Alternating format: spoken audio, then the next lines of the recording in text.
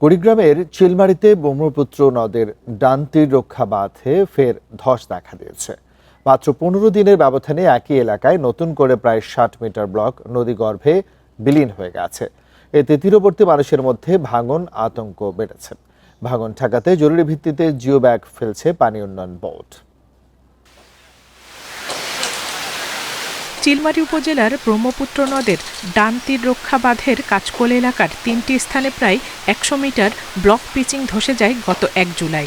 তখন geo bag ফেলে পরিস্থিতি নিয়ন্ত্রণে আনা হলেও 15 দিনের মাথায় একই জায়গায় আবারও ধস দেখা দেয়।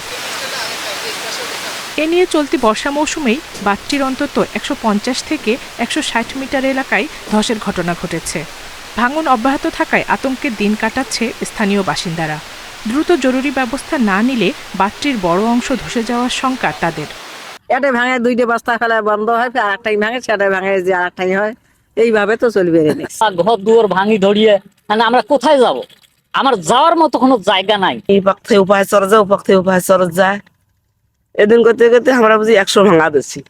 পানি উন্নয়ন বোর্ড বলছে এরই মধ্যে 1,500-এর বেশি জিও ব্যাগ ডাম্পিং করা হচ্ছে। এছাড়া আরও 12,000 জিও ব্যাগের অনুমোদন পাঠানো হয়েছে। প্রকল্পের রিহ্যাবিলিটেশনের জন্য আমরা একটি প্রকল্প প্রণয়ন করেছি ইতিমধ্যে। সেটি বোর্ড কর্তৃক যাচাই বাছাই হয়েছে। এটি একটি টেকনিক্যাল কমিটিও গঠন হয়েছে। আশা করি কমিটি খুব শীঘ্রই ভিজিট করে একটি প্রতিবেদন দিবেন। সেই আলোকে ডিপিবির পরবর্তী কার্যক্রম গ্রহণ করা হবে। 2016 সালে 448 কোটি টাকা ব্যয়ে নদী তীর রক্ষা প্রকল্পের আওতায় বাঁধটি নির্মাণ করা হয়। তবে নির্মাণের 2 বছর পর 2018 সাল থেকে বিভিন্ন জায়গায় ধস দেখা দিতে শুরু করে। প্রতিবার জরুরি ভিত্তিতে মেরামত করা হলেও স্থায়ী সমাধান হয়নি। Independent news.